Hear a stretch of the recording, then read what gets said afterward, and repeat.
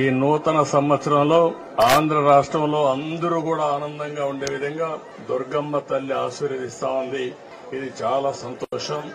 ఇలాంటి కార్యక్రమాలు చూసినప్పుడు ఏదైతే ప్రజలందరూ ఉన్నారో వాళ్ళందరినీ ఆరోగ్యపరంగా ఆనందంగా ఆదాయాన్ని పెంచుతూ అందరినీ సుఖ సంతోషాల్లో పెట్టాలనే ఆలోచనతో ముందుకు పోతున్నాం.